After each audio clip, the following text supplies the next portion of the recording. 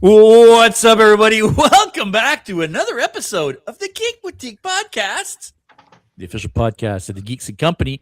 Happy New Year, everybody. We're back. It's 2026. We're pulling stuff out of our you-know-whats as usual, and we've got a special guest with us, but I'm going to do this to you, Alan, because I do it to everybody. But before we get to our guests, Wow. Messiah Complex Guys, cosplay. I've been trying so hard. It's a whole new year. It's the same old shit.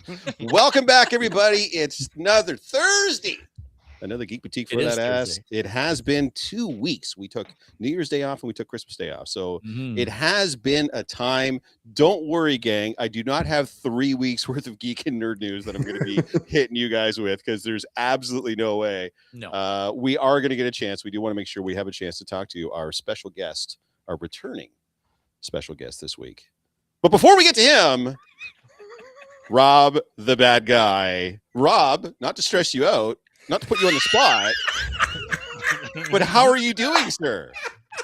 I'm doing okay. I didn't lose my cool over Christmas and chase anyone around the neighborhood. No more vigilantism. No more vigilante. None of that. No. All right. So that's good. But, yeah. You like to throw him curveballs, don't you? Like, I love it, bud. You know, we had this whole conversation before we went on the air. Right? Yeah. Yep.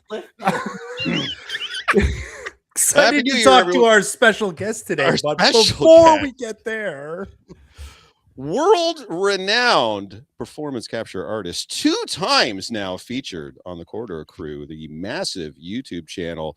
He loves tabletops game. He is our favorite Kiwi. He is the man with 2 first names. Ladies and gentlemen, Mr. Allan Henry joins us again for the 3rd time, I believe, on the podcast, if I'm not mistaken.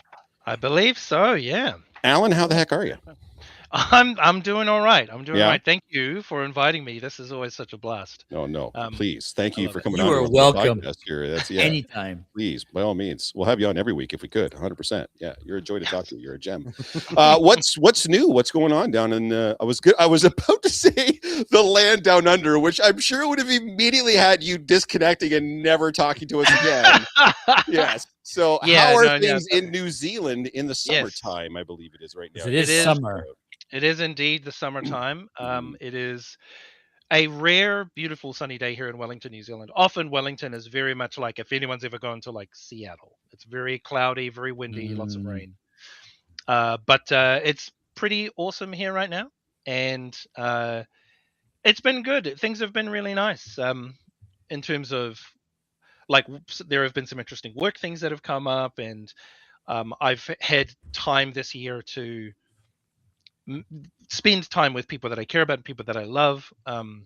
I absolutely loved being at Forest City Comic Con. We're going to talk about that for sure. Yeah, yep. seeing you there, Jeff, and seeing some wonderful friends. Yeah. And you know, the start of every year is always, it can always be an anxious time for contractors in the entertainment industry. Right. And with everything that's kind of going on in America right now, that is having an effect on the industry. So it's, I'm sure it's, you know, it's not tense, but there's an edge to that excitement for new things. Right. But I mean, it's still great. I'm still having a blast. You know, I'm still having fun. I'm still laughing. I'm still twirling my mustache. Like the mustache is fantastic. Yeah, you were the talk of the town at Forest City Comic Con for sure. Oh. I think just because you had already you've made so many connections within the geek and nerd community and that convention circuit from the different shows that you've done and the different podcasts. Like everybody going to that con already knew you, not only just from your work, but just how open you've been with the fan base and with the people in the geek and nerd community. So it was great to see you kind of getting that recognition and people going to that con specifically to see you. Because you had built up so much goodwill within the community with how open you are, how charming you are, and then getting to feature your work so that people can see, hey, I'm not just a cool guy with an awesome mustache, but I do these cool things too. Yeah, man, you were the toast of the town. It was great to see. Yeah. Everybody was talking about you, like literally everybody that was going to the con. We're like, yeah, we gotta go see Alan. I'm like, yeah, no, please, yeah, gotta go see Alan. We even got a chance to speak briefly, and I was fortunate enough to get Yeah. I, That's right. That's right. terrible selfie and got a little love you brother going on there, and we kind of put this photo together, and he added in the cocaine on the cocaine. Oh, that's hilarious. Yeah. So cherishing this, I got to get this framed, but this is definitely going up on the wall. People say don't meet your heroes, man. It's cool to meet your heroes sometimes. Sometimes they're cool people and they're generous with their time. Sometimes they are cool people. Sometimes Yeah, they're cool 100%. people. So yeah, so I'm glad you had a good time. Thanks, man. I had a Yeah, blast. in London. Yeah. How were your holidays? How was everybody's holidays? Yeah, might have been good, man. Like it's the end of the year was just time with family and friends, and playing tabletop RPGs and playing video games. And my son Gus, who's 13 now, he and I have been basically swimming most of summer because it's been beautiful. We live near a beach. Christmas time we were at an aunt and uncle's house, which is near another beach, and then New Year's we went to a cousin's, which is at yet another beach. And This guy. a couple of days ago we were on the coast at a different kind of beach. Yesterday we went swimming at the beach. It was just sorry, You know Alan, you're about- breaking up. We can't hear you, Alan. I don't see you. You seem to be breaking up here. I don't know what happened to him. He's all gone there. Good for you, man. That's good. Yeah, one of the glorious things about New Zealand is no matter where you live in this country, you're never more than an hour and a half drive away from any body of water, whether that's the coast or a lake or like a big river. So being in the water is very, very much a part of the New Zealand DNA. There's something about being able to see the ocean or see a river or see the water is something very inherent to a lot of Kiwis. And you have all like if there's a particular type of landscape, especially if you need for filming, New Zealand has it. It's like it's like you're on a little island on a different planet. Like all the flora and fauna. It looks close to what we're all kind of used to, but it's a little bit off from everything. It's its own little ecosystem there, and it's wild, man. You can almost always tell. Like I'm pretty sure they're filming this in New Zealand because it doesn't look like anywhere else on planet Earth, right? So it's when they go, here we are in this exotic part of South America, and any Kiwi is like, those are native New Zealand. I know exactly. No, I'm glad things are going well, and I'm glad you're getting all that time to spend on the beach in the middle of our bitterly cold and terrible winter. That's wonderful for you. I'm so look. Very happy I will for you. I will say, winter and spring in Wellington, especially, is miserable. Like it is grey and windy, and it gets dark at like 4 p.m. and it's just rain and wet and soggy. So.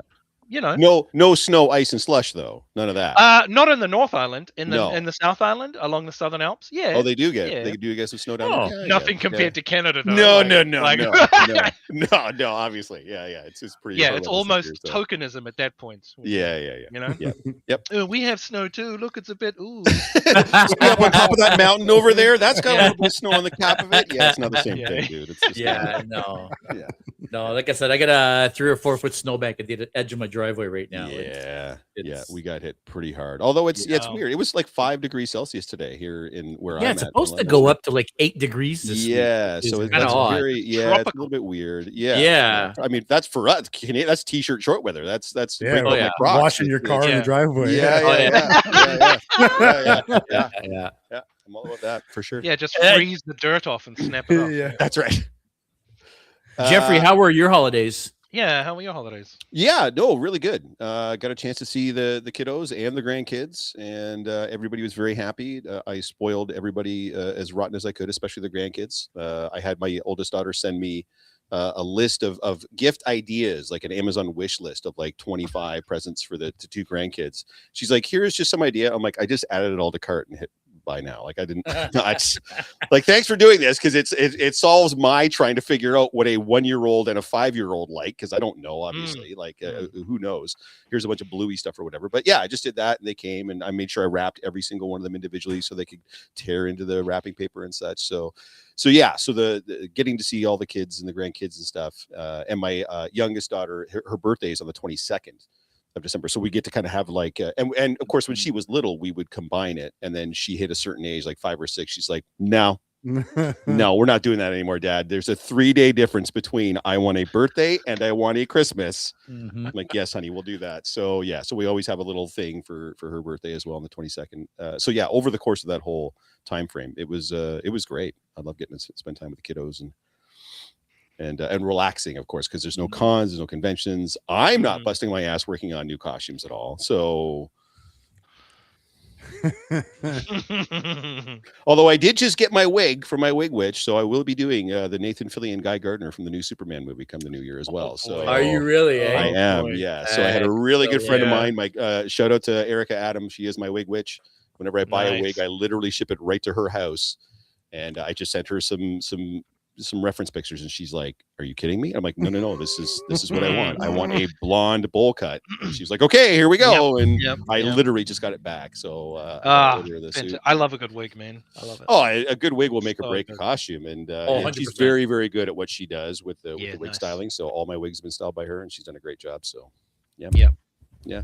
What about you, JS? My holidays were very busy. Yeah. Very, very busy. We hosted all of the holiday parties. And not only did we host all of the holiday parties, but my family came up from Quebec. My whole family.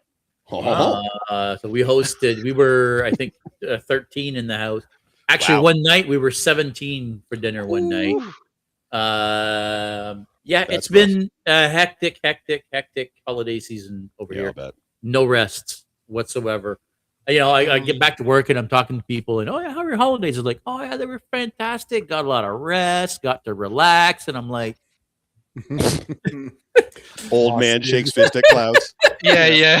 So no, it was great. It was fantastic. We're in a new house, right? None of my family had seen the new house because they're all out in Quebec. Right. So they all got to come up, see the new house, drink a lot of alcohol. They brought up this new sortilège. Oh, but I'm sorry. What did you? Bless you. Did you one more time? See? Not just me. See, sortilège is a maple syrup whiskey liqueur. Okay. And it tastes like you're drinking maple syrup. Right. Okay. Good. I apologize in advance if this offends anyone, but it sounded like you said soft sludge. No, sortilège. Oh, sortilège. Oh, why didn't you say that? Yeah.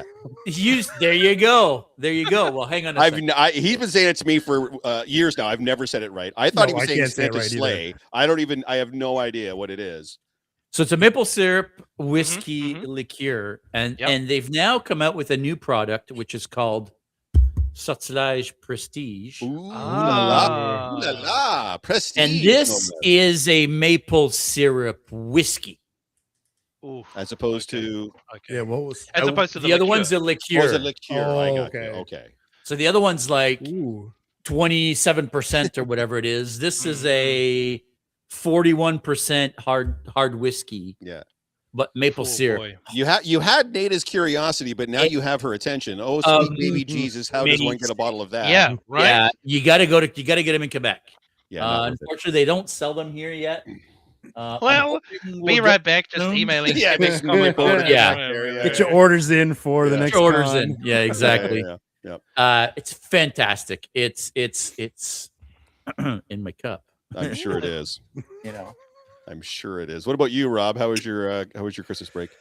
It was good. I don't have it wasn't quite as chaotic as JS's, but I did get to go see some family. Went up north to see my parents. I tried to cram it all into 2 days, so sort of get it all done and over with. And then, that's wise. That is smart. Like Allan said, video games, and I did a lot of working on stuff, making some stuff, 3D printing, a lot of stuff for costumes. Yep. It's kind of one of the only times I have like a solid 2 weeks off, right? And so I can really dive into a project. That's why I kind of target that time of the year, the break, which is to immerse myself in something big. So nice. Spent a lot of time doing that. Excellent. Yep. There is a lot of people in the chat. A lot of commenting. That's awesome. Let me just go back to the top here very quickly. Boomster Joseph. Boomster Joe, who was on the show the last episode before we left for the holidays, was on at 6:37, and he's right now in the Philippines. So it was 7:36 a.m. in the morning in the Philippines, and he's commenting in the chat half an hour before we go live. What's up, Joseph? We've got Tiffany in the chat. We've got Andrew Saxon. We've got Keith. We've got, holy cow, Paul Neal is in the chat. Tammy. Andre, what is our up, boy, everybody? Our boy Steve is there. Mr. Groot's going on there too. Marcy is in the chat. I mean, there's a lot of people in the chat. What's up, everybody? So many messages. I'm not going to read through all your messages, guys. No, you can't do that. Thanks for showing up. Yep. Thanks for being here. Oh, young. If you have any questions for Allan, do post them as we go through this episode, and we'll try to get some in. I've already seen a couple pass now that I've missed, but I'll keep an eye on. I promise you guys. I got you. Yes. I'll keep an eye on the and chat. if you are new to the podcast and you've not viewed since we've had Allan on last time, Allan, do you want to give us like the Cole's notes of who you are and why we're talking to you today? Oh, geez. Okay. If you've seen a film called Cocaine Bear, I was the bear. I'm a performance capture artist. If you've seen the last couple of MonsterVerse films, I was King Kong and Scar King in the most recent one. If you or young people in your life watched the Minecraft movie, I did performance capture for Malgosha and the Great Hog and General Chungus. I do a lot of work for Widow FX. So I do a lot of performance capture for films they work on, which is pretty much everything ever. So yeah, it's like pick a Marvel film. Chances are I worked on it. Yeah. Doing motion capture and performance capture, filling in for characters, digital doubling for some characters. A lot of DC films, a lot of anything that requires monkeys or weird creatures or superheroes and supervillains or giants. That's kind of where my stuff kind of knocks around. And also, I'm a big nerd, and playing a lot of tabletop role-playing games and playing a lot of video games, and doing voice work for video games and D&D podcasts and things like that. So lots of trying to kind of be the full nerd that I am. There's still so much more to experience, right? There really is. The more I kind of dive into these fandoms, the more I realize that there's so much that I don't know, which is awesome because I really want to learn that stuff. So you may be asking yourself, guys, how did we get this guy on our little podcast? And the answer is we don't have any idea. We asked him and he said yes. And this is the third time that we've had him on. So here we are. We met him at this little convention that right here, the Northern National. We had a good chance to talk to him then. And I have since seen him once at Forest City Comic Con. But yeah, he's been good enough to join us a few times now. So I want to make sure everybody had a base level, because I know we do have some people here that have joined us since you've been on the last time. So before we did the news, which I'm assuming is coming up now. Before we go to the news, actually, I just want to mention Allan's talking about D&D and voiceover acting and all that stuff. I started watching the Mighty Nine, and let me tell you something. Wow, I'm already hooked. If you've not seen the Mighty Nine, I think it's done now. I think all the episodes are out. Yeah, that's why I started watching it. Yep. It is dope. If you're into the Legend of Vox Machina, wow. It's you can't go wrong, right? It's like the biggest voiceover actors in the world right now playing the biggest tabletop RPG game in the world right now. Yeah. And you get to watch it animated and join them on their adventures. And there's a lot of interesting kind of some creative license they take with it, which is very cool. No, 100. Yeah. Like if you were there for all of season 2, right, for the Mighty Nine, and then you watch the animated show, you're like, wait a minute. Yeah, hold on. This was different. But it's still like, oh yeah, good. Yeah, but one session on YouTube is longer than the entirety of the series. Right. So they got to kind of they'd have to. They got to make some tough decisions to what's going to happen. Yep. All right, JS. Do you wanna... Is it that time? I think it's that time.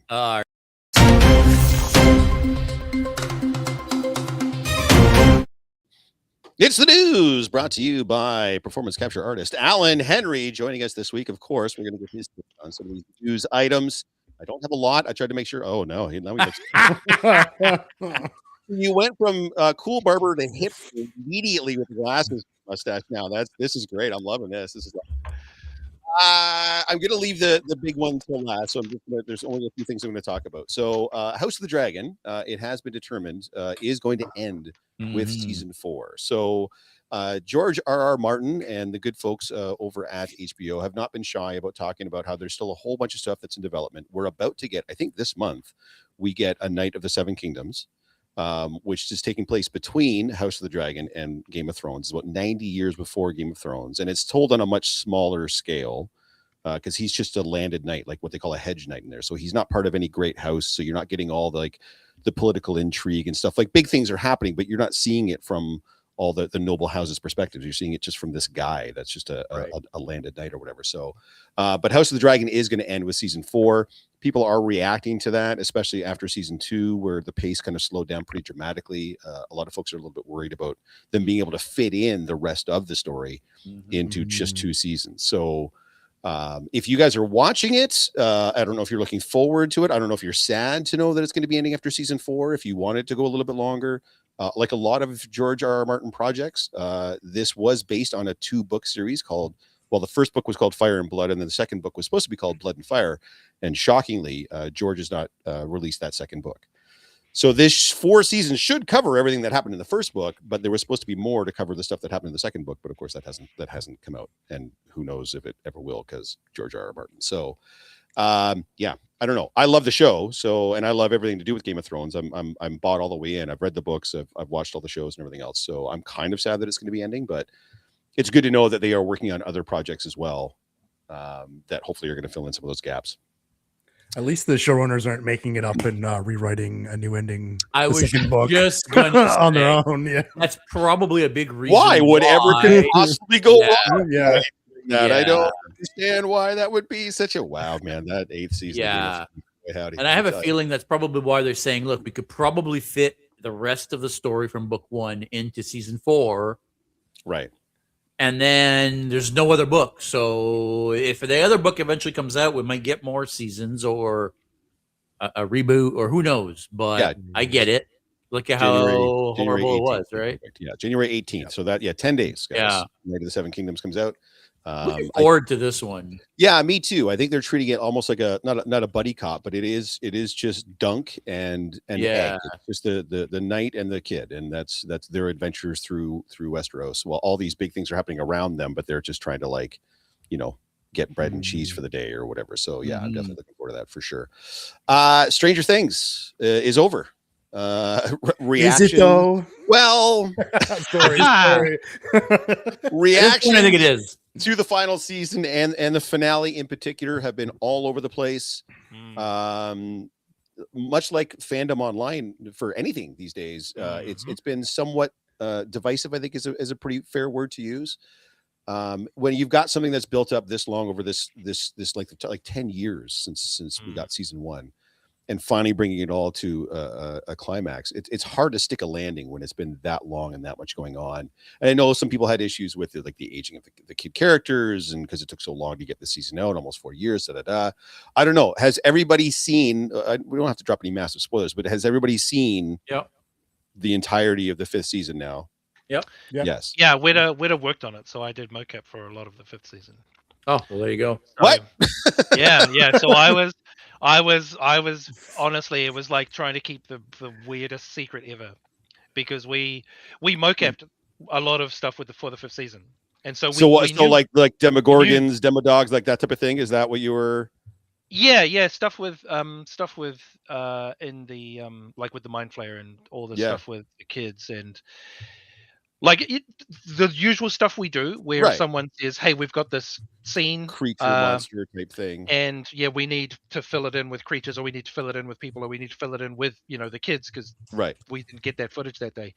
So we knew the entire arc of the 5th season long before it was even announced. Really? Yeah. And I had to physically go and work on other things and dive into other things so that I would forget that I had worked on it. Holy! So when were you still able to enjoy it as you're watching it, even though you were not? Oh yeah, close yeah. I really enjoy watching the work that Witta puts out and that people make, even when I'm involved. It's like I don't think that's kind of like a narcissist thing. I think it's more of a like, hey, remember the time we had this really fun job and we all worked together to create this thing, and now look at it. Isn't it great? Isn't it really enjoyable?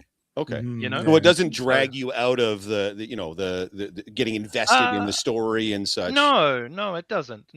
I'm such a I'm such a consumer. You know what I mean? Right. Of science fiction and fantasy and stories. Yeah. I'm as long as there are stories being made, I'll be like, yeah, I'll give it a hoon, and if I don't like, it's sometimes I'll get pulled. You'll do Sorry. what? I'll give it a hoon. Jeez. Give it a hoon. A hoon, yeah, I'll give it a hoon. That's It's very Australasian. Sorry. Like, did he just say give it a hoon? What is? Yeah, give it a hoon. Yeah, good. I'm give it a hoon. I'm stealing that. I'm definitely gonna borrow that for sure. Yep. Yeah, what about you guys? hoon. Did you guys see the? You hoon. guys said you saw that. I've seen so many conformity gate conspiracies, and honestly, the things people have come up with is so fun to listen to. Yeah. Thanks, Megan. Comment from you, Alan, on that? Anything to say? Oh, look, I mean, I think what the show creators did was there was a message someone wrote earlier about Game of Thrones when they were like, stories end, the show has to end. Yeah. And I'm like, yeah, as you say, Jeff, after 10 years the show has to end. Yes. Yeah. And they have to do it somehow. Right. And I remember seeing it just being like, that is an ending. That is an ending. Yeah, I mean, I agree. I never got into Stranger Things like other people did. And I not reluctantly, but my gen had to get me to go back to watch so that I could get caught up. And like any other shows, there are good seasons and there are bad seasons, and you always hope that your final season is going to be a great season. Unfortunately, shows can't all be Star Trek Lower Decks, and this one certainly was not. That's true. Because this last season was nowhere near as good as the previous season. It was good. Don't get me wrong. It was fun. It was entertaining. There was a lot of cool stuff happening.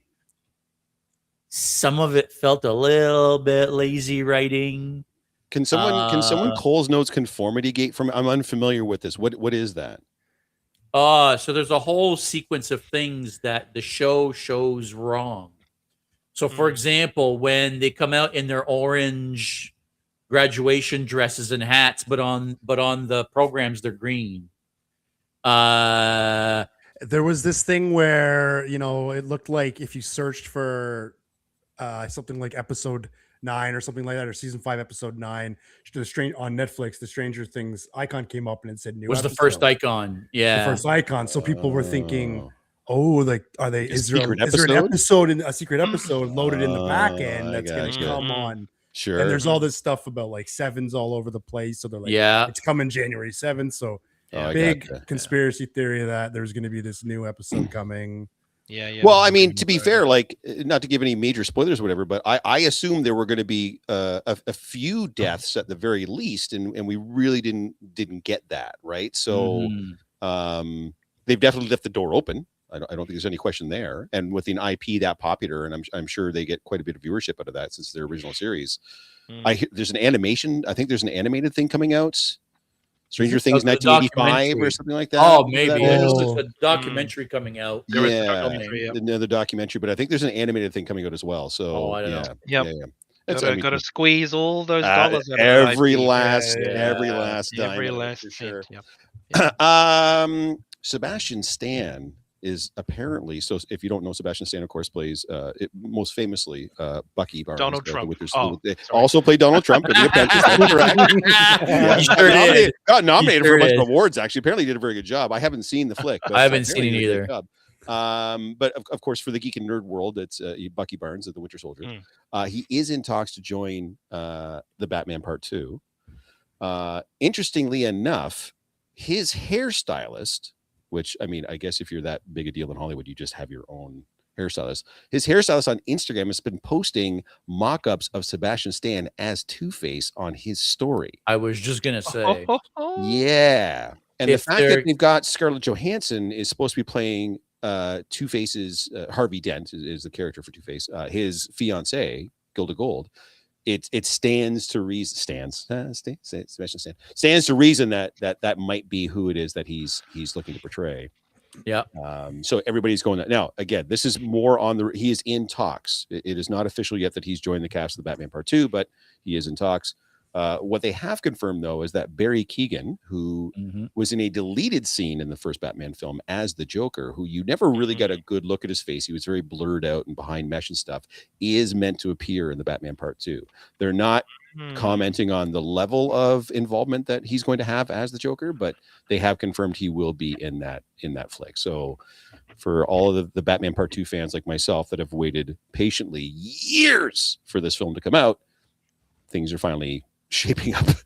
And it looks like we're actually going to get this flick at some point next year. So fingers crossed, guys. 2027, I believe it comes out the same summer as Man of Tomorrow, if I'm not mistaken. That'll be the big DC year for that. You'll get a Batman and a Superman both in the summer of 2027. So finally, guys, the big juicy news that's been all over the internet. We talked about this 3 weeks ago, and we didn't want to drop any spoilers, but three of them have since been put out officially. The Avengers Doomsday official teasers that were released ahead of Avatar: Fire and Ash. 4 separate teasers released over 4 weeks. All 4 have appeared in theaters. 3 of those 4, the first 3, have now been officially released by Marvel. So we're going to talk about them. And in fact, I think because they're all getting released officially, I don't think there's any reason why we can't talk about the 4th one now as well. Because a bunch of leaks come out and a bunch of leaks have come out. It's just going to be out next week anyway, right? Coming anyway. So I want to preface this by saying too, guys, this movie doesn't come out till December. So I mean, we're almost a full year away from this flick. So when you're watching and you're seeing these teasers, and if your expectations are at a certain level, understand we're very, very, very early on in the process to start the hype machine going. But to be fair, the stuff we're seeing in these teasers may not even be in the movie at all. That's exactly right. In the final cut, right? Because of course, in the first teaser, which I'm kind of surprised they dropped it in this manner, we do get Chris Evans returning as Steve Rogers, not Captain America, although you do see the suit, and he's got a baby, which has led a lot of people to thinking that there might be some sort of a child I don't know, abduction thing that's going to run throughout Doomsday. What did you guys think? Are you guys excited for Steve coming back? Are you kind of disappointed that is going to take away from the sort of storybook ending he had as an end game? Or are you more excited to have Chris Evans coming back into the Marvel Cinematic Universe? I'm more excited just to have him back. I'm a pretty simple guy. I'll be happy that he comes back. And I don't think it necessarily ruins like anything they've done, right? Because it's multiverse. They can just pluck him out of a timeline and it doesn't change anything. And correct. He's going to be doing it till he's 90, right? Yeah. I agree. I'm a guy, so I'm definitely looking forward to it for sure. But of course, now you still also have Anthony Mackie also playing Captain America. So it'll be interesting to see the dynamic and the interplay between them two. And I'm assuming Sebastian Stan's going to be there as well, right? So it'll be interesting to see how that all kind of plays out. Well, the rumor is we're getting different versions of all these characters from the multiverse, right? So what doesn't matter if you've got 2 Caps? We may have 3 Spider-Mans. We may have 4 Hulks. I mean, we may have who knows how it's going to go down. Yeah, and as soon as they revealed Robert Downey Jr. as Doctor Doom, right, you're like, well, obviously it's the Stark variant, so then you've given yourselves artistic license to be like, well, we've got, as you said, we've got this guy from a weird alternate version. Well, why don't we have this guy? Yeah. So remember, guys, this is coming from a guy that was worked on almost every single Marvel movie, right? Just keep that in mind as he's talking here. So it's not going to. So if he's not our Cap, if he is an alternate universe, that's not going to feel like any kind of a cop. Like if he's not our Chris Evans Captain America, I don't think that's what we're seeing at all. I think what we're seeing is the Cap that goes back into the past to be with Peggy, and then grows old in the past, and then when he's an old Cap, gives the shield to. Yeah, we saw that, right? Yeah. Well, when he goes back into the past, that's the Cap we're seeing. And he's putting the suit away in a trunk because he's done. So being it's still Cap. Our Cap, I guess, is the point I'm trying to make. It's not necessarily a variant. That's more what I meant. Are you going to be upset if he's like Captain America from Universe 953 or whatever? You know what I mean? We may also see that. Oh, right. I see what you mean. Hydra Cap, and there's we don't. That's the point. We don't really know. Yeah. Well, we don't know, but. That whole Infinity War Endgame, that thread has been sewn up. Right. Yeah. Right. Yeah. So now, as we've seen with so many other franchises, now you've got room to start exploring other things, and they've opened the Pandora's box with Multiverse of Madness, when they're like, by the way, we can just clone everyone and just make them do whatever we want. And sometimes they all look like the same dude, and sometimes they all look completely different. Yeah. And we're kind of like blurring the line between what's an alternate timeline and what's an alternate universe and what's an alternate dimension. Like those are all weird. Yeah. We're interchanging terms, and no one really seems to know what the difference between an alternate universe and an alternate timeline is. And I'm hoping they take it's almost like they based it on comic books because it's so weird, right? Like, right? Like, listen to this no one guy. ever dies in comic books. Crazy. Yeah, weird. The second teaser that came out was all about Thor. We got to see, interestingly enough, those first two teasers lead really heavily onto classic MCU, like you're talking like the OGs, right? Thor was the second MCU, third MCU film that came out. And it's mostly just him. It's just a voiceover, and you do see him. He's back to the short hair, by the way, guys. So I hope no one's upset by short hair, like Ragnarok looking Thor. I guess he's got Stormbreaker with him as well. So it's very much, but it seems like they had overcorrected. Like Ragnarok was such a huge success, and he was funny in Ragnarok, and then Love and Thunder came out, and Endgame came out, and he was sort of the butt of the joke. And it looks like they're kind of trying to claw some of that back and turn him more into maybe not quite as dour as he was in the first couple of films, but at least not just the running joke as he's going along throughout. So, and I know for a lot of people that's a welcome return to form for that particular character. And again, he references the child that he's kind of adopted and taken care of. So he just wants to get back to her to be able to show her love and warmth and cherish. It sounds like he wants to kind of fight this one last fight and then turn in the axe and just be a dad, which I think is a great ending for Hemsworth and for that character. So Alan, what do you look like you've got some stuff? I mean, I think this is just a lead up to like Kid Avengers. That's all. Yeah. We've been talking about that for a while now. This is me throwing a wild thing out there. Like, you know, we have done some mocap for Avengers Doomsday, but NDA. I mean, it's on Weta's webpage. Like you can go to. Oh yeah, then you're good. Yeah. So everyone knows where we're. Don't get us killed for your. Don't do that. I don't want to be held responsible for your. And there are still so many things that I don't know, which is cool. Sure. But yeah, when I saw the trailers, I was like, wow, they really are focusing on the kid thing, huh? Yeah. And I was like, Kid Avengers, why not? Yeah, the Young Avengers is something they've been working on for years, ever since they introduced Miss Marvel. Yeah. It's like, okay, clearly they're bringing Miss Marvel in, Kate Bishop. Yep. Those particular actors are now kind of aging out a little bit, so I'm wondering if that's why they're really trying to introduce like Franklin Richards and all that stuff. So we'll see how that kids. Yeah. The third one was released, and for me, the third one it definitely has a special place in my heart. Of course, it is the X-Men, the OG, the Fox Universe X-Men get featured. In particular, 3 of the OG guys. We do get to see Patrick Stewart, who has confirmed, by the way, in media, this is his last kick at the can as Charles Xavier. He has said that this is his last performance as Charles Xavier, so we'll see what happens. I mean, money talks, but the gentleman is getting up there in years. We do get shots both of him and of Ian McKellen reprising the role of Magneto, which, again, chef's kiss. Guy killed it every time he was in the role. Looking forward to seeing those two. And they're just in the Xavier school playing chess. Like a couple of old dudes. Magneto's got like long, scraggly hair, and they look a little rough. And then we get this crazy shot of James Marsden playing Cyclops again for the first time since, I believe, X-Men 3, where he's killed off screen because he decided to go do Superman Returns and they weren't happy with him. And you see him in the classic blue comic book suit with the yellow thing, and he rips off the visor and the huge beams come out. And if you're watching, by the way, there's a sentinel walking behind him. So as far as I literally have goosebumps while I'm talking about it. Like as far as the trailers go, that scene, especially this far out, to have a shot like that in a trailer where you've got heavy effects and costume and all that jazz, to me was very, very impressive. What did you guys think of the X-Men trailer? And it does say the X-Men will return, and it is the OG guys as well. So I'm assuming this is going to be the swan song for our Fox guys, especially since Patrick Stewart has already kind of let out of the bag that he's done after this. Was that Sentinel you, Alan? Big stompy boots in the background there? Yeah.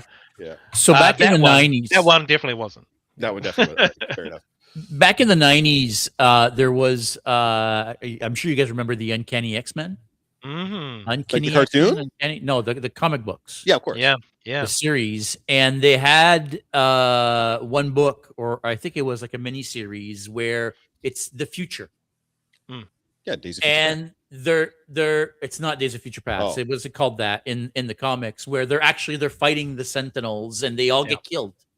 Yeah. Right. And there's only a couple of them left. And that scene of him ripping off his visor. Right. Yeah. And that was literally That's from the cover page of Yeah. one of those comics. Right. So was that the run that led into the introduction of the Cable series, the Cable stories? Yes, that's exactly what it was. That's correct. I don't know. I was a DC guy. So, I don't know. I was not an X-Men guy. I listen. I'm super stoked that they're bringing the Fox X-Men back.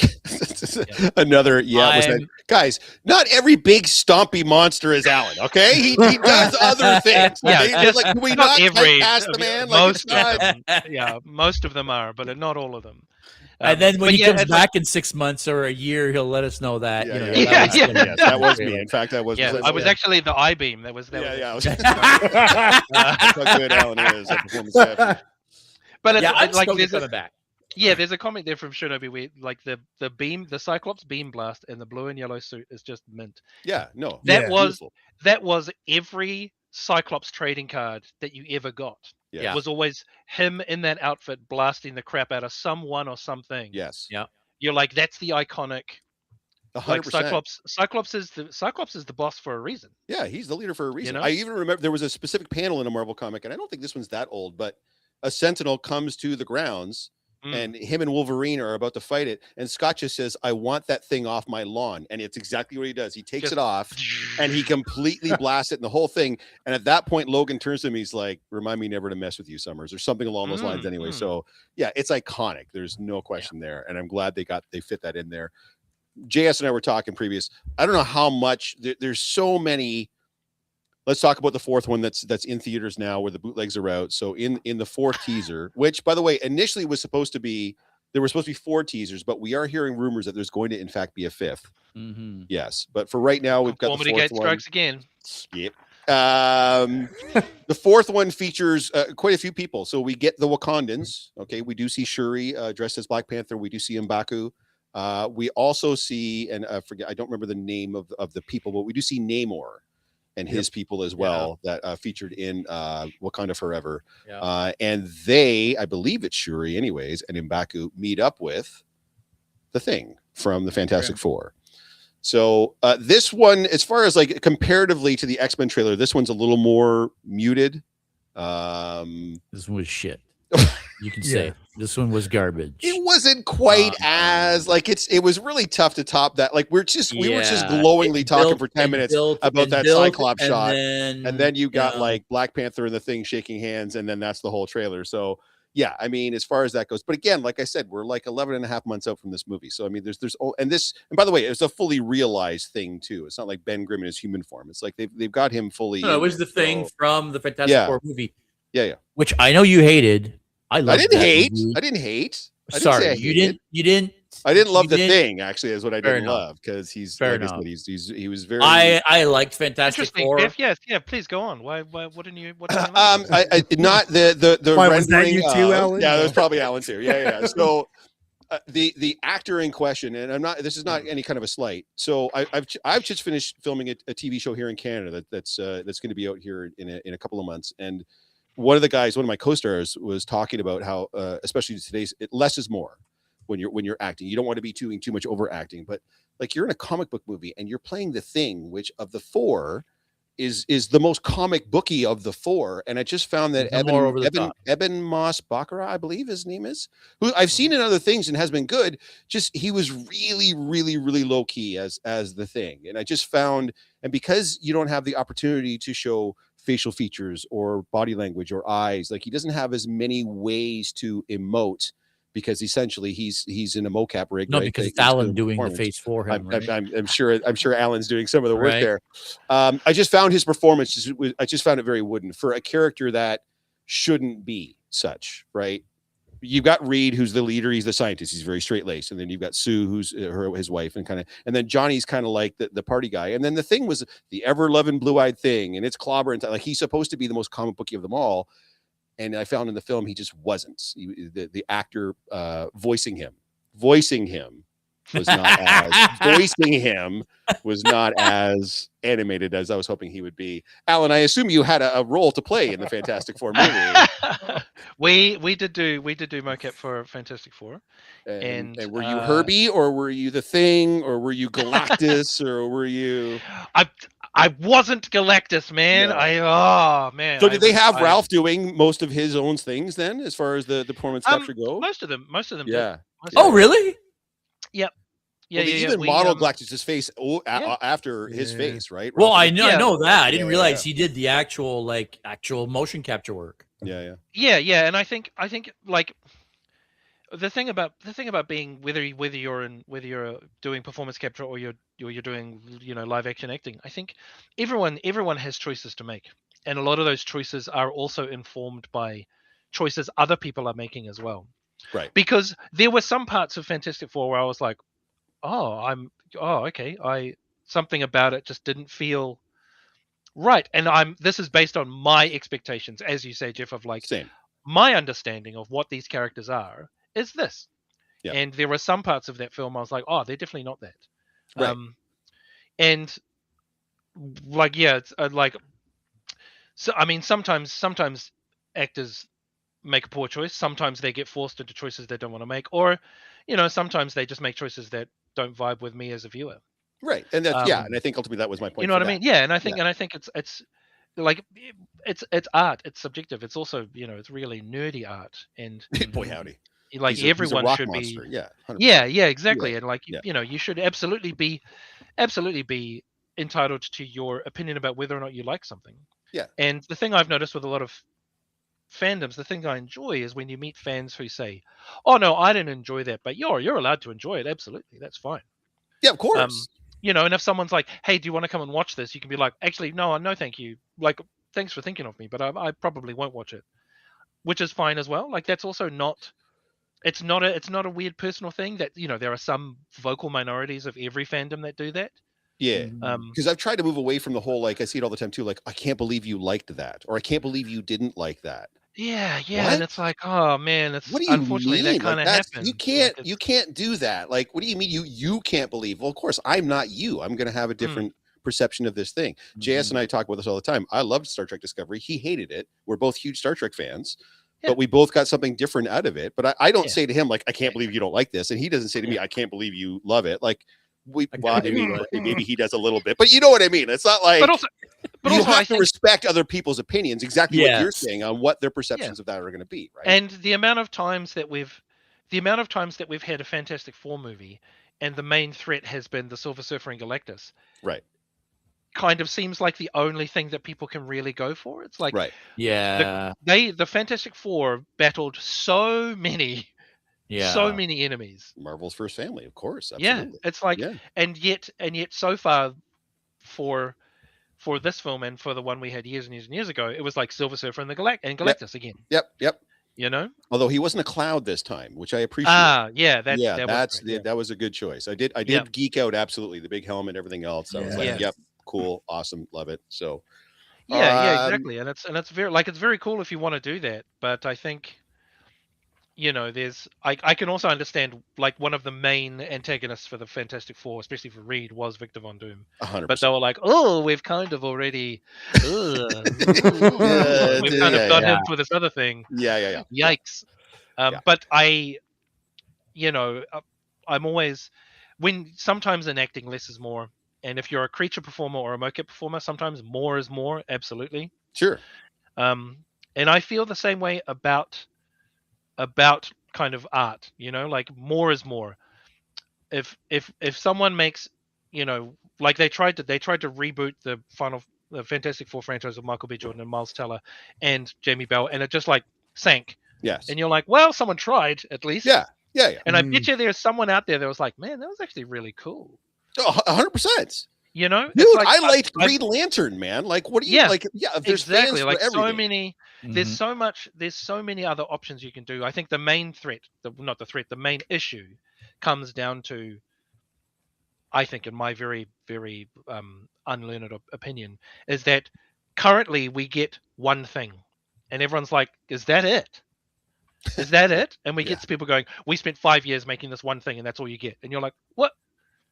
What about the 13 like middle class B grade superhero films? Where are Right. those? You don't get those. Now. Yeah. We don't get those anymore. No. You know, like the Goonies, Gremlins. Right. They were average films when they came out, 100%. Yeah. but Yeah. there were fans who were like, ride or die. That. Yeah. And then and the creators made it for them, and they were like, okay, well, great, someone likes it. Yeah. You know. Yeah. The You Goonies, don't take many chances like that anymore. Yeah, the Goonies No. was like, I look at it now and I see it through nostalgia glasses and I love Yes. it. Yeah. But I showed it to someone who's never seen it, who was younger than me. But they were like, "Wait, what? What's happening? What's going on?" Like they couldn't get into it. Oh. Okay. Because when the Goonies came out, I was like, I am those kids' age. 100%. Like I know Yeah. those kids. Yeah. Yeah. Yeah. Even though I don't live in like, what was it, like the Midwest or whatever it was? Yeah. Wherever it was. Yeah. Like I was like, I don't live there, but I have that group of friends. Yeah. Of course. And we ride on our bikes and we get into mischief all the time. Like, Mhm. so I was able to self-insert because Yes. that was a reflection of kind of the world I was living in. Mhm. And now, if you like, Stranger Things was popular with our generation first, and then younger kids got into it. Yes. Yes. You know? Because for the same reasons, because they can relate. And I feel like Rob and I like this too. Skeleton Crew, the Star Wars show that came out with Jude Law. Oh, I loved Skeleton Crew. Brilliant. And you don't have to be a kid to appreciate what it was like to be a kid, to be able to relate to that kind of stuff when it comes out. Because I thought that show was absolutely brilliant. And same with the Goonies. It took me back to what it was like to be that age and wanting that kind of adventure and such, and how cool that would be if we found a spaceship and took off and had Jude Law be an asshole to us for 8 episodes. I thought that would be cool, right? But you know what I mean? Remember in like the late 80s, early 90s when we had films come out like Flight of the Navigator. And we had films come out like The Rocketeer, and then you get like Ferris Bueller's Day Off and like stuff like that. Yeah, those movies just start getting made. These like mid-tier movies that are incredible because they're not a $1 billion franchise. Right. They're just this. They're just the story that someone was like, this would be a fun story. This would be a really ridiculous freaking story. You hear Josh Brolin talk about it all the time and all the fun memories he has of working on that Sean Astin. Working on that show. Yeah, 100%. But also, and you think about like not just fantasy and science fiction, you think about horror, right? When we had like all of the now canonical great horror icons. Right. Those were just B-grade horror movies when we were growing up. Yeah. But we had too many of them. Yeah. Like there are still, there are still some Nightmare on Elm Streets and Friday the 13th I haven't seen. Yeah, well, because there were so many. Because there were so many. Yeah. There still actually are. I'll go as far as saying that the horror industry is the one industry that has survived better than others. That's true. Just because as a general rule, they're much cheaper budget movies to way make. Cheaper to make. Right? So you can pump them out, you can do all sorts of things, you can try things, you can take chances because they're not $400 million budgets, right? They're $10 million budgets. You know what I mean? So it doesn't take that much to make your money back. Exactly. And it survives because there is such a saturation in the market. Yes. I feel like if you are trying to capture 100% of the market, you will capture none of it. Right. Yeah. But if those horror guys though, they're so passionate about the horror genre. Like you get those people that really love, they'll watch the absolute most dog shit movie you've ever seen in your whole life, but because it's a horror movie, like back in the day, like trading tapes out of the bootleg tapes out of the trunk of your car kind of thing. You know what I mean? Like those guys are hardcore, man. Like the anime crew is very, very similar too, right? Like right. They anime is everywhere.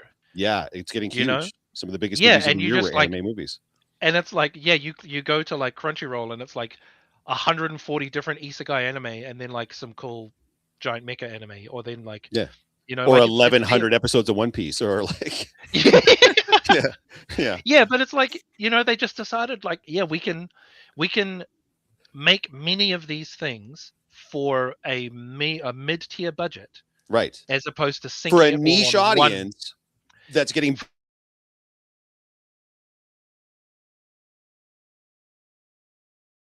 The supply. right. You don't want Because for content because yeah, as opposed to going, this one Marvel film will cater to every audience. They go, or we could just make 18 anime films for right. different audiences, Right. Right. And still make our money, by the way. and still make our money. And Yeah. then then you look at the numbers and you go, let's make like a Jujutsu Kaisen film. Right. And then they Sorry, spend what now? millions. Jujutsu Kaisen. So they'll make an anime film based on a big franchise, right? Just like they did with One Piece. They're like, One Piece Right. is now one of the biggest franchises. Let's make a live action. Right. Which Yeah. also did well. I got a second season on Netflix, Yeah. so it must be doing pretty good because nothing Yeah. gets a second season on Netflix. Yeah. So Avatar, The Last Airbender. right. Years later, now they're like, oh, actually, we've got a market for this now, so we can do Yes. the live action. Yeah. Mm. Yep. No, I agree. Oh, that's an actual anime. I see. Jujutsu Kaisen. Sorry, I Yeah, had to Jujutsu actually go Kaisen, look it yeah. up. Yeah. Sorry, I don't know But there's anything so many. about But there's anime. also like There's Demon Hunters. Demon yeah, Hunters. the got K-pop huge, Demon and Hunters, then Crazy Town. Yeah, not even Crazy K-pop Demon Town. Hunters, but like Demon Hunter. Oh, is there It's a a whole nother anime. It got huge, and then they made a film, and then they made a bajillions of dollars. Yeah. Yeah. Yep. Bajillions So- of dollars. I think that was actually the Bajillions. number. Yeah, it's a bajillions technical. of dollars. Yeah. Bajillions. Don't mix that up with Brazilians of dollars. It's a whole South American thing. We don't do that. Yeah. Do we want to move on to the community news? Oh yes, community news. Sorry. You know what? We're almost an hour in, and we haven't even gotten. I know we haven't even news, interviewed so- Alan. Yeah. I have I two apologize specific to the questions I audience. want to ask Alan before we let Alan go. That's So, okay because we we've have had to a do that. great time chatting with Alan already. Yep. But before we do get to community news, did you know?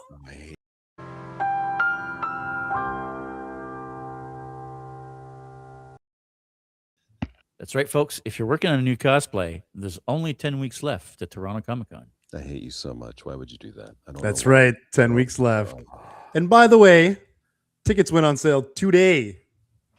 11 a.m. this morning. Yeah. Oh, So for if you Toronto don't Comic Con. For Have Toronto you Comic Toronto Con. Tickets Comic are Con now ticket? officially on sale. get them now, 10 weeks. because you never know if you're going to end up with passes or not. So get your tickets. Woof. 10 weeks. That's rough. 10 weeks. Yep. I got my 3-day pass. Attaboy, Joe. Attaboy. All right. Don't worry. I'm the one that has to con crunch for you. That's correct. Nada's like, dude, oh my God, why would you ruin the vibe? That's what he said. Bullshit. I advised against it. I was overruled. This is not a democracy. It's a cheerocracy. So, yeah. It's a cheerocracy. It's a I cheer. like It's a it. geekocracy. I like it. All right. Let's do All a right, quick run community the news. community news. Community news. Community news. Oh, I love it. God. It's almost time for a new one. Speaking of anime, Oh, yeah. Anime North room block reservations open Monday at 12. So if you are going to Anime North and you need a hotel room, the discounts on the rooms are opening up on January 12th, which is Monday. And Early, is it? registration itself, well, it's in May. I don't know. I think a lot of people are kicking off the advertising for cons around Yeah. now. So Yeah. registration itself opens on Saturday. So I think that means you can buy tickets for that one as well.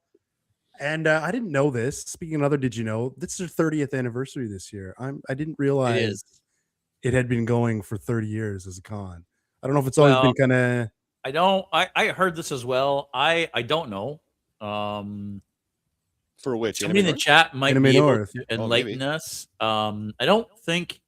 I think Anime North itself, in the way that it is now, is 30 years old. No, I think it's changed over the years, and I don't know what exactly that means. But hey, happy 30th! Happy 30th to them. Anniversary, Anime North. I mean, Coming up next weekend in the Ottawa area is the Ottawa Comic Con Winter Edition, January 17th and 18th. Weekend after that, our friends from Capes and Chaos will be at the Compass Con Oakville event taking place. And that's it. I'm trying to rush through this because we want to actually ask Alan some questions. So that's what's going on here in the next few weeks. So yeah, we're gonna wrap it up and pass it back to our boy Jeff here. Jeff, Our boy Jeff here. Yeah, Our boy Jeff. ask your the questions. substitute teacher. The substitute teacher. That's right. Well, I'm going to get the obvious one out of the way because it sounds like you've been off enjoying the many beaches afforded to you in the summertime in New Zealand. Is there anything that you're currently working on, Allan, that you can discuss openly with us? Ooh, Or anything coming up that you would? Anything coming up? Well, the world knows that Zelda has commenced filming. Yeah. So we are working on The Legend of Zelda. Awesome. And there are a number of digital and kind of creature-based characters in that film. And it's been an interesting time. It's being directed by, as you all know, Wes Ball, who did Kingdom of the Planet of the Apes. Yep. That we also worked on. So it's there's that going on. Minecraft 2 has been greenlit. Oh, very cool. Oh, really? I mean, the first one made $1 Brazilian, so yeah, by all means. Yeah. So Minecraft 2 is kicking off. Hunt for Golem is on it. The wheels are moving. Yeah, Hunt for Golem. Oh, I forgot that was even a thing. Yeah, Wow, okay. Elijah and Sir Ian are here. Yeah, very cool. Oh, really? Okay. Yeah, just cruising around New Zealand. Yeah, they are recasting Vigo, but yeah. Is that like official now? And is it starting filming soon? Like, what's happening with that? Or is it actually filming now? And it's not filming now. It's filming, as far as I know, later in this year. I know that pre-production is slated to start soon. But it is like, from like auditions have started for characters, castings have been made. Yeah, obviously they have to try and recast Vigo because Vigo was like, "No, I'm too old. I don't want to do it." Yeah, which is a shame. Oh, okay. Yeah, and so we're getting a new Aragorn. AI. Yeah. There is, what else is going on? There are a couple of other, again, cool kind of mid-tier projects. Yep. Happening in New Zealand, which I think is very exciting.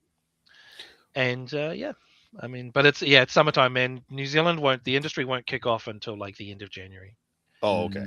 Because so you've got some time to kind of relax, and that's cool. Yeah. JS kind of let the cat out of the bag. There is a 400-pound gorilla in the room with us, and I don't mean Kong. I think we have to have the discussion about AI, Allan, in particular with you. Yeah. We had our good friend Mike Myers on the podcast a while ago. No, not that Mike Myers. No, not that Mike Myers either. A third Mike Myers. He has his own podcast called The Monday Night Nerd. Every Mondays at 7. You should check it out. It's great. He said something very poignant when we had a discussion about AI at the time. He said, technology always wins. And I think that's extraordinarily poignant. And I feel like we're kind of on the precipice, the raggedy edge of being able to just have someone sit at a computer, type in a whole bunch of prompts, and just spit out whatever it is that they're looking for as far as creatures or whatever. There's got to be some talk on your side of the industry as far as how that's affecting your livelihood, what you guys do in performance capture. Give me your thoughts on this, what's going on with AI and how that's going to affect you guys in the industry. That's a good question. It's a very pertinent question. Yeah. Mike wasn't wrong. Technology always wins, and because we're always pushing it to. Right. There was a great quote a couple of years ago. I was at a visual effects conference in Nairobi in Kenya, in Africa, and I remember you were talking to us about that. Yeah, and it came up. It came up in there, and I remember doing an interview, and we were talking about AI, and Davina Leonard, who was hosting the interview, had this wonderful quote where she said, "AI will never capture what humans do because AI can't have trauma." And AI is getting very powerful, and we are seeing full sequences and images being generated by AI. But all AI does is average out all of your prompts. So it scours the entire internet. It steals from everybody's work, and then it averages them all. So all you're ever going to get is very clean, very clinical, soulless, because there's no trauma in it. It's just going to be clean, average content. Right. And we talked about average films and mid-tier films being made, but even those had the trauma of humanity inside it. Right. You know, everything that a human creates, that Right. creativity is born from and something inside them that needs to express. Yeah. And AI is not expressive; it's generative. It only takes what you give it, and then clinically goes through a list of everything. So, will it stop? Like, will it take over my job? I don't think it will. My job may start to change in terms of what is happening, Right. but visual effects companies, Weta included, do use AI tools. They have Right. tools. Sure. I And the was AI just going to ask you that, Yeah, actually. and the AI like makes computations faster. It makes simulations faster. It's not like one of the animators generates an animation. No, the AI tool is an in-house tool that goes through every calculation we've ever made, and then finds the best calculation it needs. We've technically been using AI since Lord of the Rings. So in Lord of the wow. Rings, they created a program called Massive. Oh, And what it right. For did- the huge armies that were, for the yeah, huge I armies, remember seeing that. they could Yeah. create Yeah. like thousands of little digital persons that were only ever seen from miles away. Yes. And then give them an algorithm, a brain, an AI brain that said, if enemy is this close, run closer. If enemy is this close, shoot bow. You know, if you Yes. are on this XY coordinate, you die. Yeah. So we've been using AI tools to kind of make these things possible and faster and more efficient for years and years and years. And the way that companies utilize that technology is what's going to swing us either further into the dystopia or into something a bit more manageable.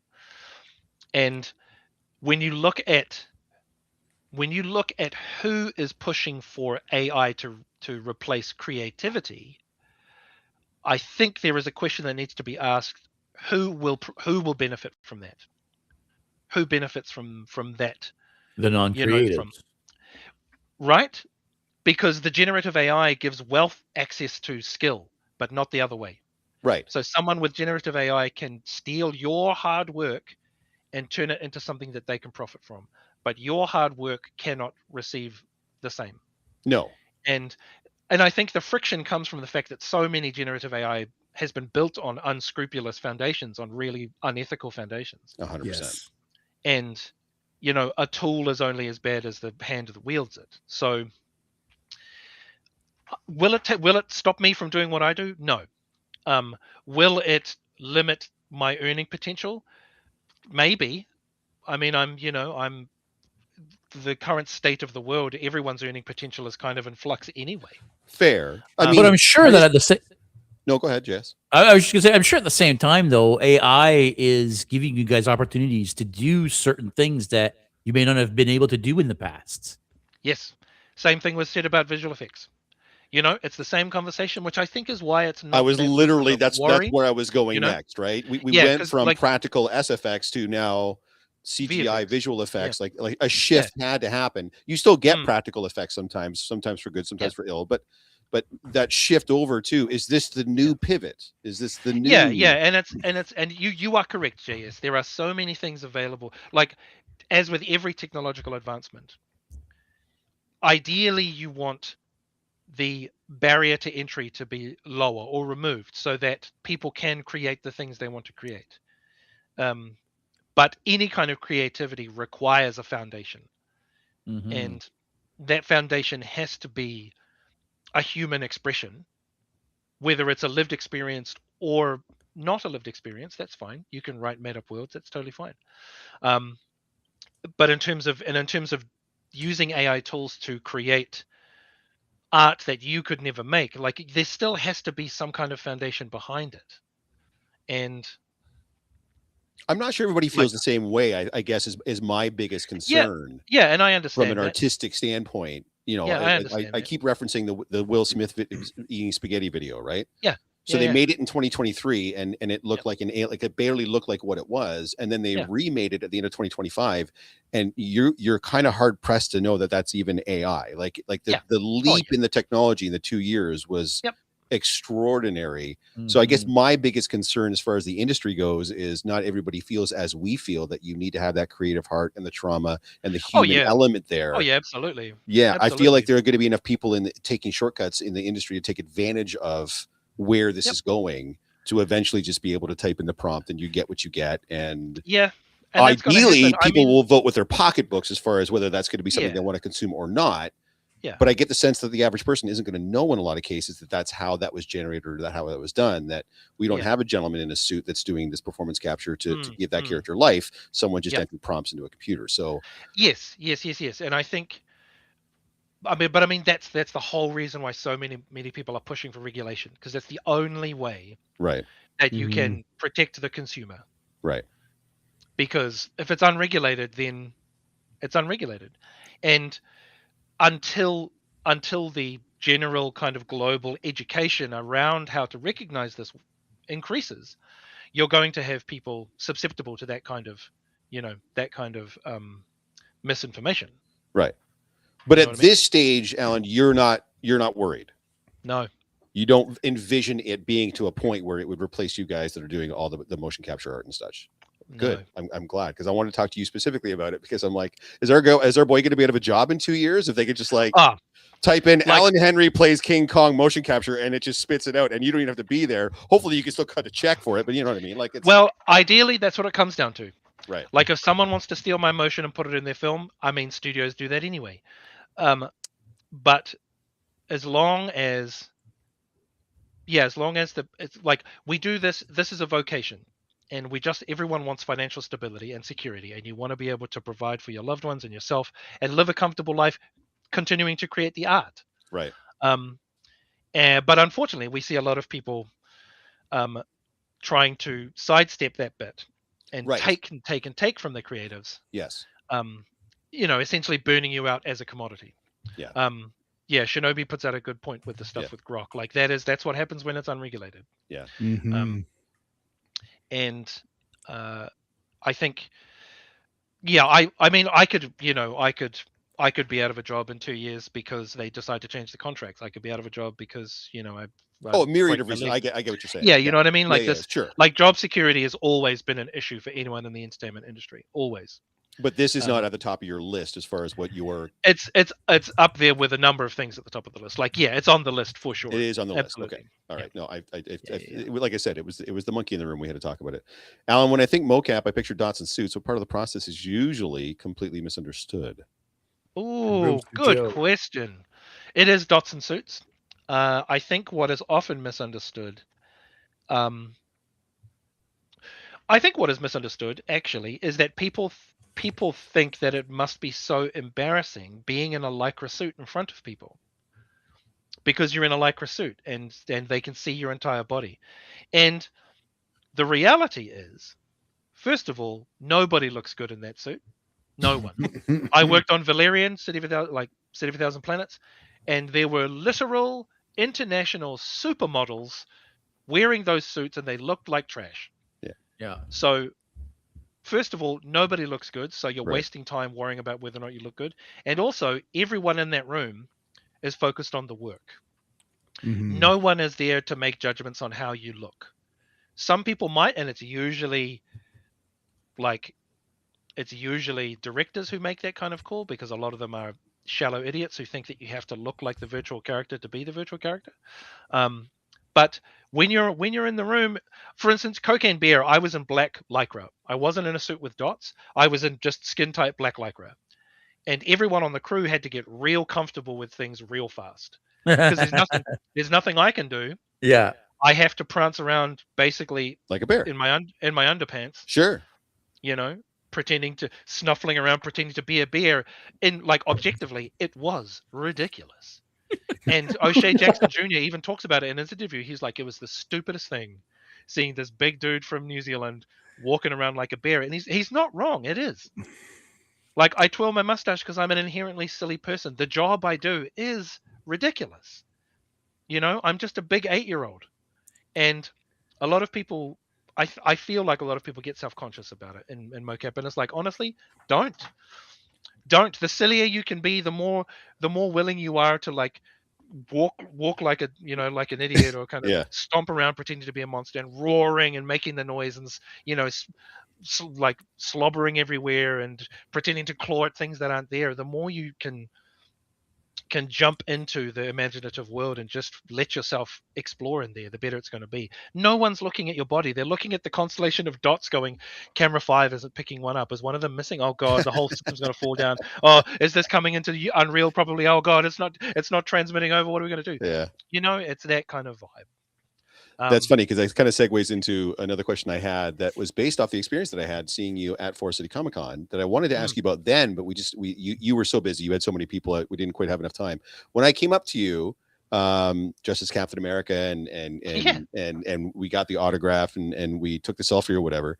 When it came time to choose a photo for the autograph, you and I kind of worked together to figure out like what photo it was going to be. And of course you had like Thanos and Iron Man and Steppenwolf and Cocaine Bear. And like you had all these, was there a single picture of Allan Henry amongst those pictures that you had available for people?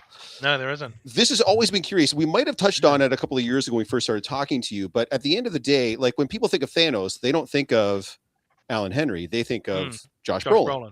Yeah. The face is modeled after him. It's his voice. And they have seen some shots of him in the mocap suit with the big tennis ball or whatever, actually performing as Thanos. But obviously you've done work as well.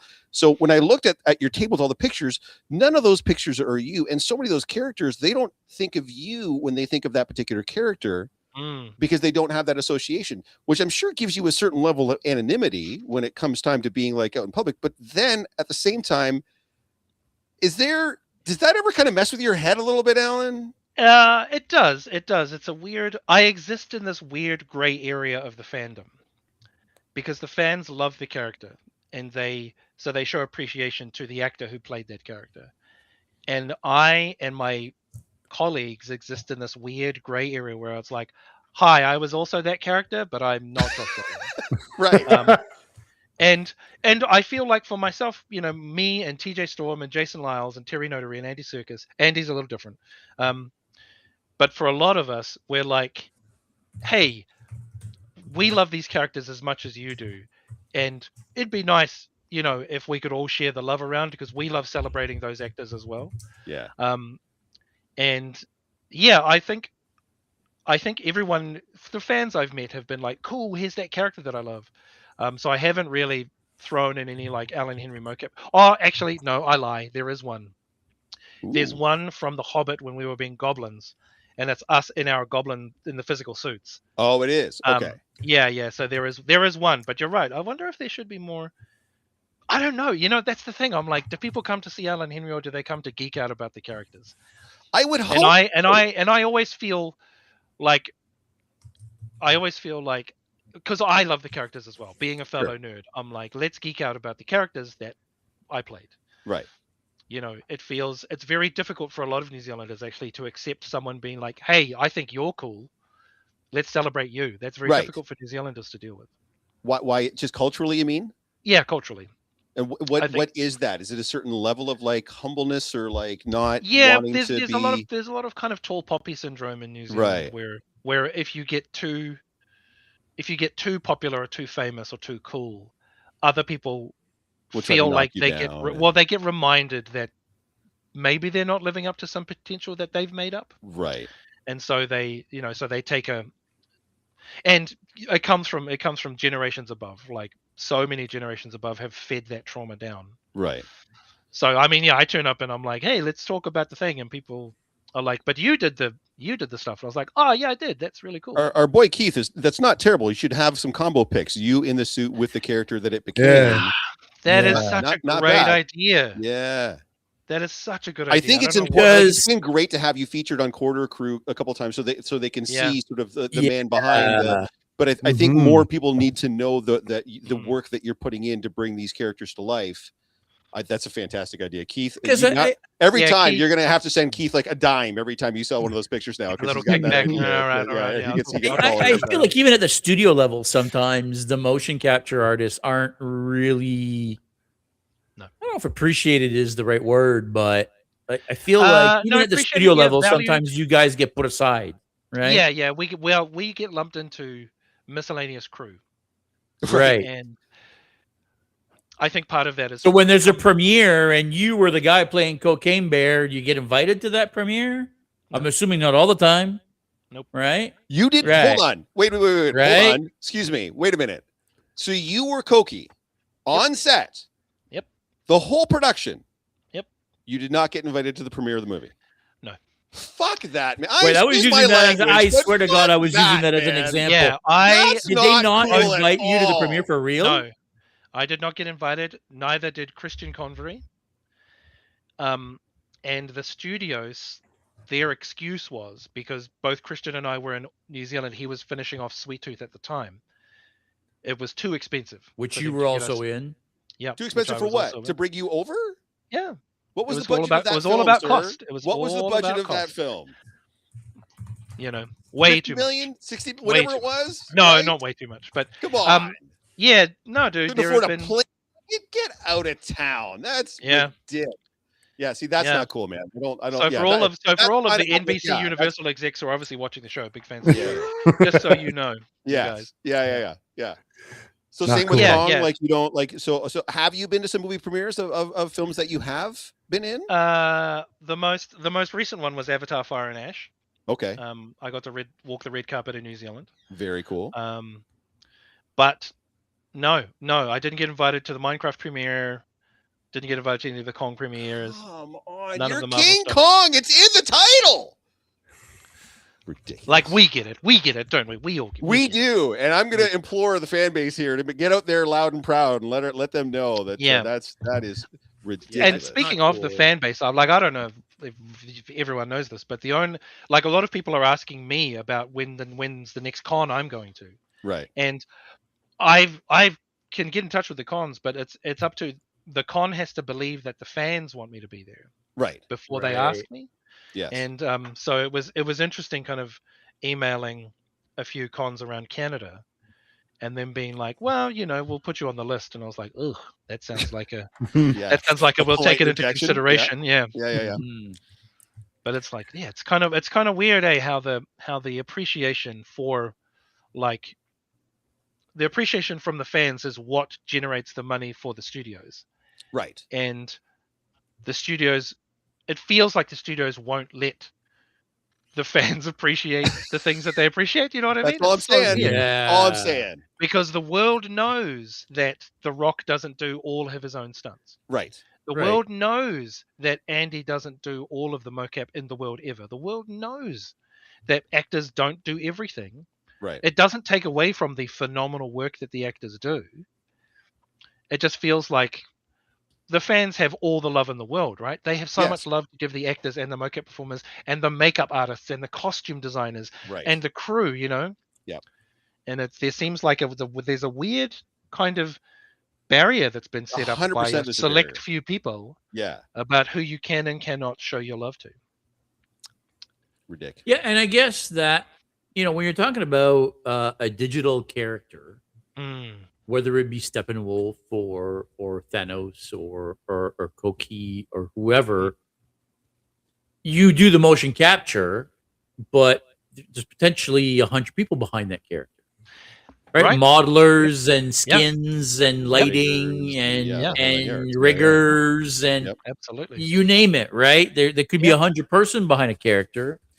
And I get it from a studio point of view. At one point, it's like, okay, well, how many people do we say that did this character?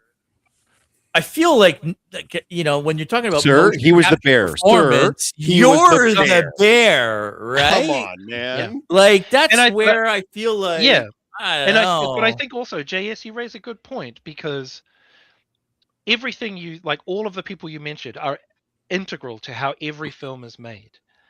And it comes back to this idea that someone has decided that the fans' money and appreciation can only go to one person.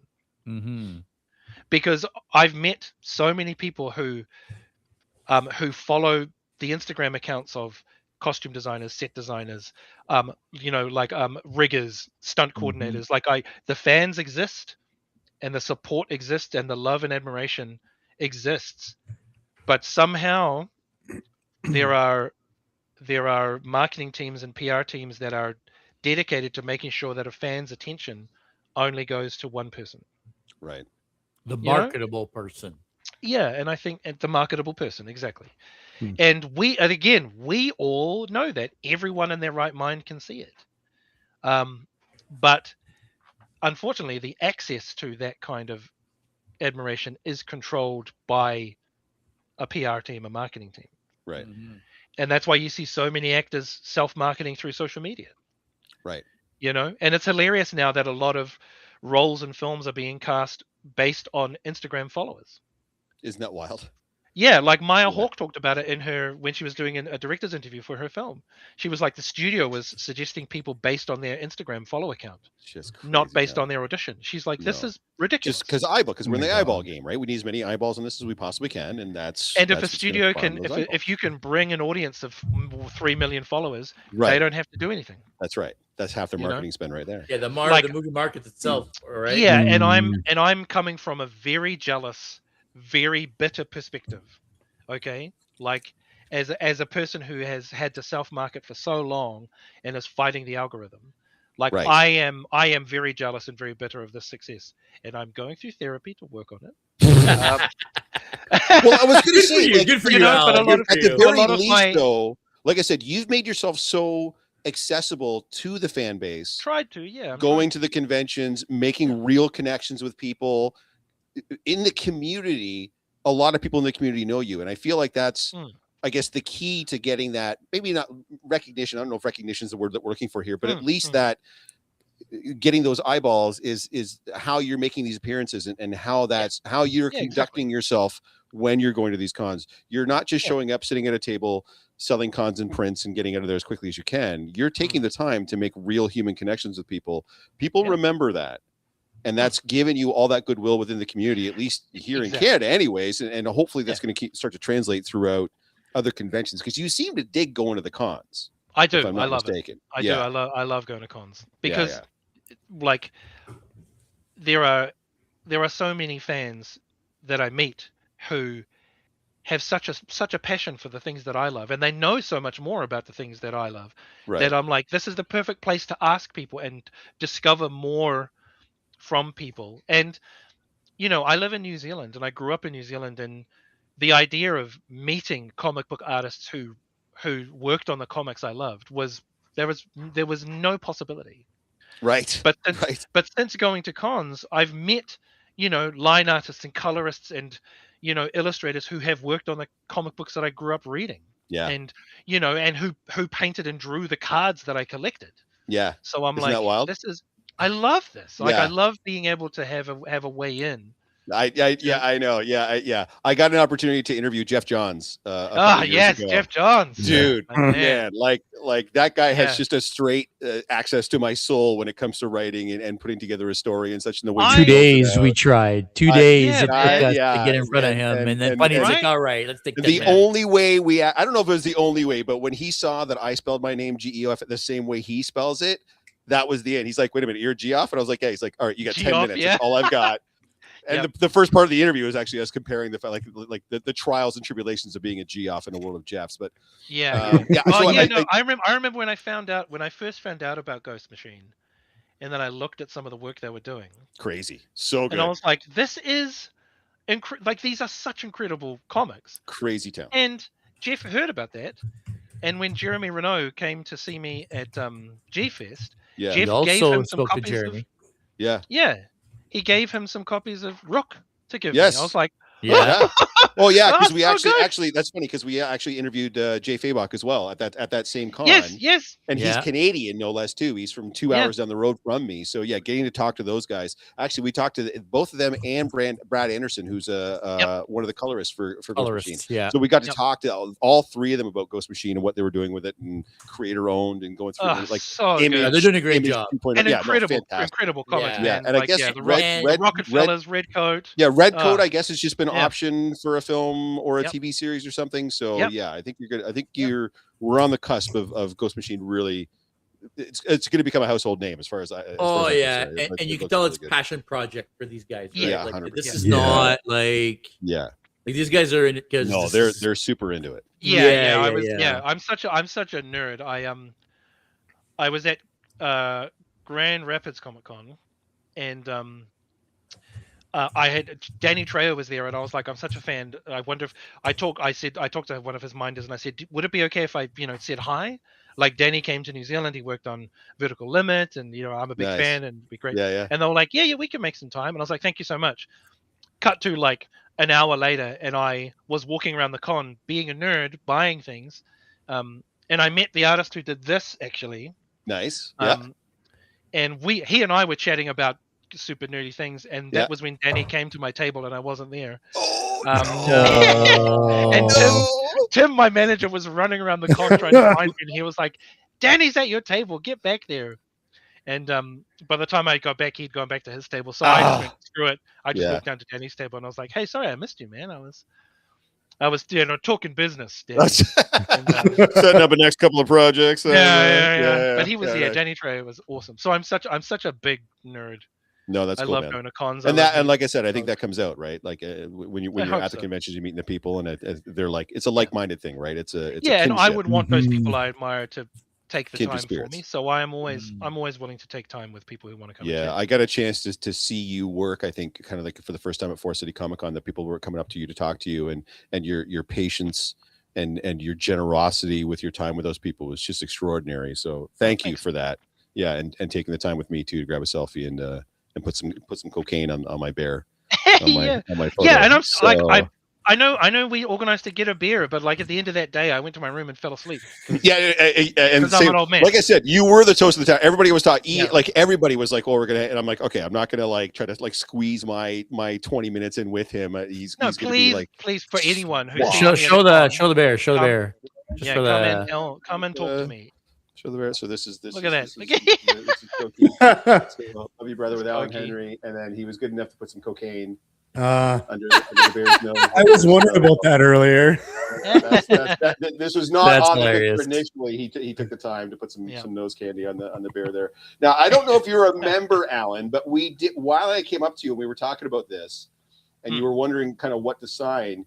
You had said at the time that you were kind of mad about this guy not. You were like, I think I should write down "fuck you, JS" on it. Oh yeah, JS. Say that to me. I was howling and laughing. Messaged him immediately. I'm like, you're not gonna believe what Allan said when we were at the con together. But yeah. That's right. I'll obviously have to come back to Canada again. Yeah. Oh yeah. When you do come, definitely let us know, and hopefully it'll be in Southwestern Ontario somewhere, and we can all get together. We're gonna get you to London Comic Con. Yeah, London Comic Con would be good. I mean, obviously, any of the Toronto or fan expos would be great as well. Maybe. Because I'm wondering if I just because there's I don't need an excuse to come and see the people I care about. So that's fair. I might just head over to Canada at some point anyway.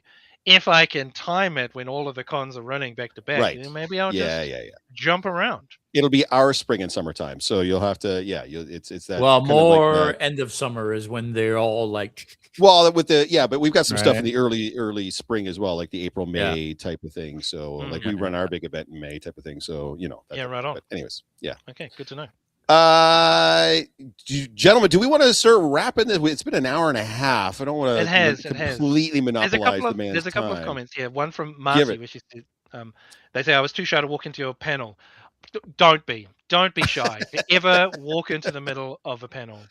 I'm a big goofball, and it is what it is. Like if you're late, okay, you're here.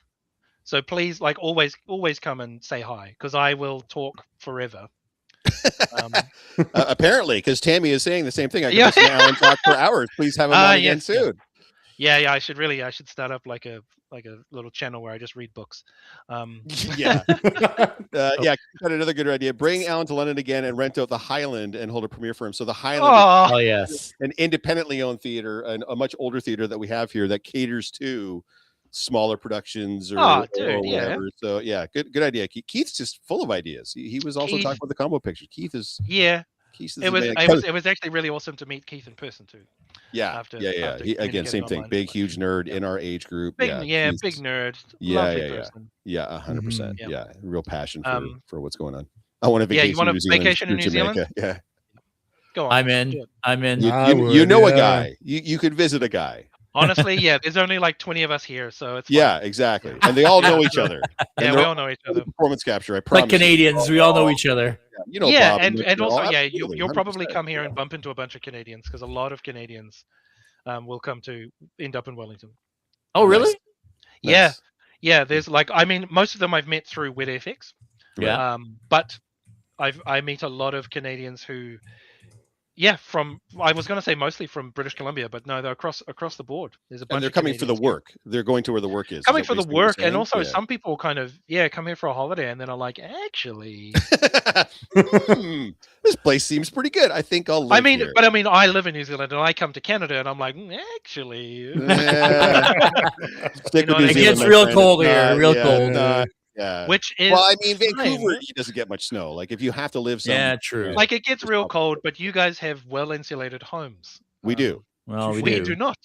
And we have air Yeah. conditioning for the summer because it also Yeah, gets air conditioning. brutally hot in the Zealand, summer. So Yeah, New Zealand our building code.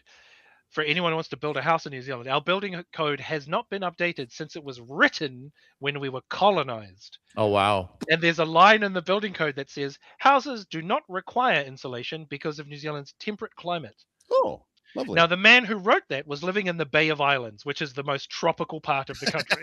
Right. He was Right. like, it doesn't get too bad. You don't need You're insulation in fine." homes. Yeah. Anyone who lives in Invercargill in the bottom of the South Island, you're the last stop before Antarctica. So You're just freezing down there. Yeah. Yep.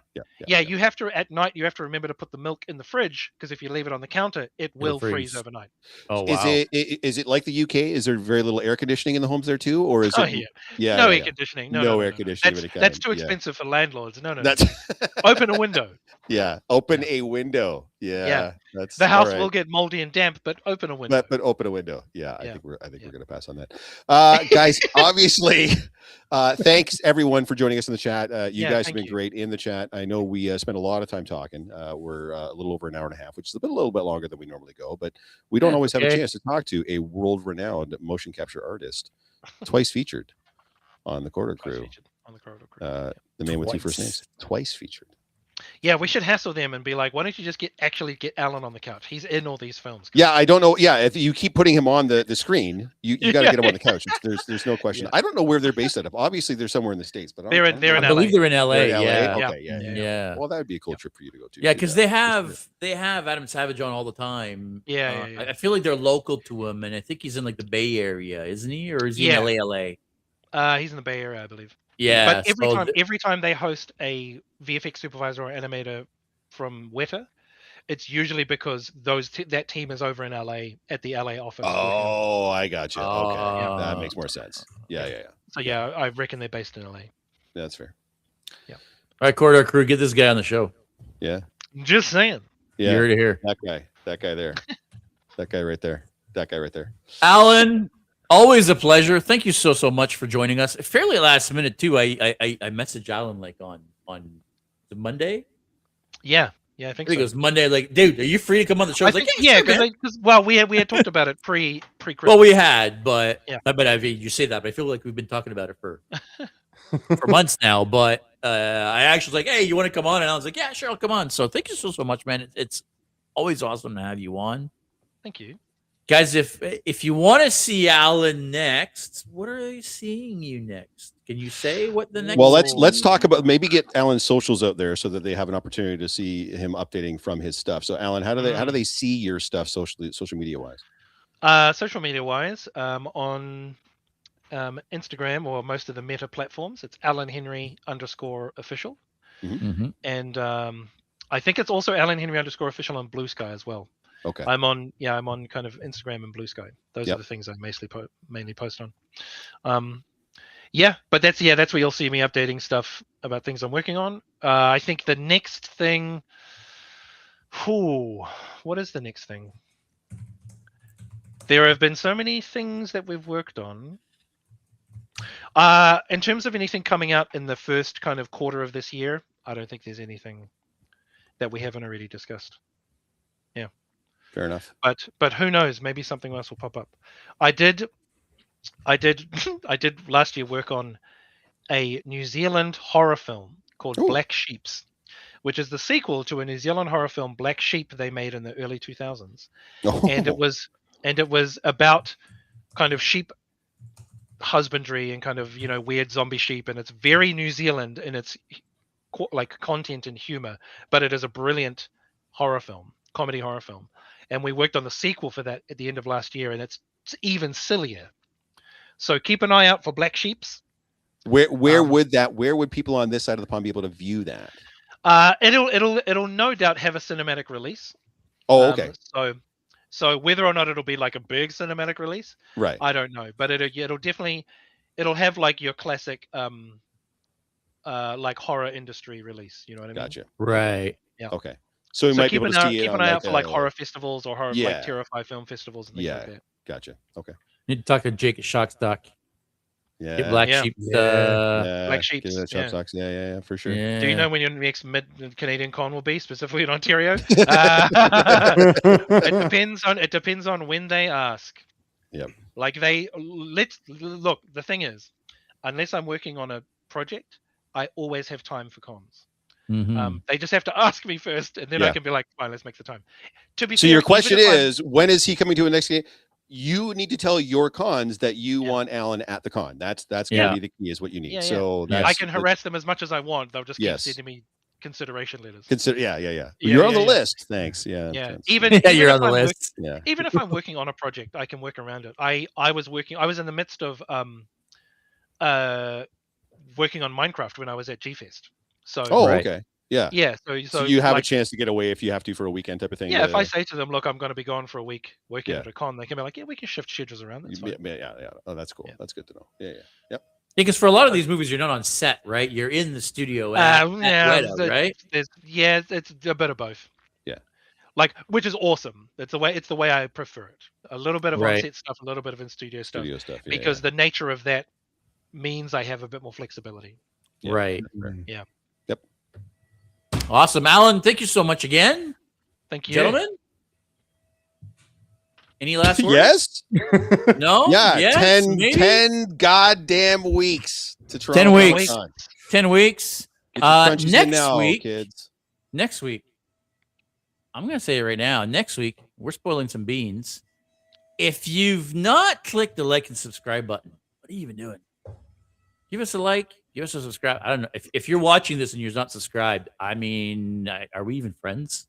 Like, what the hell is going on? You're using YouTube wrong. Yes. Like, what is going on here? Look, you should never give in to peer pressure, but in this case, it's completely all free. the cool kids are doing it. And if you click the notification bell, it'll always let you know anytime we upload a brand new video or go live. I think that is going to be it for this week. Allan, thank you so much again. Everybody, my pleasure. Y'all stay geeky. And next week, are you Yeti?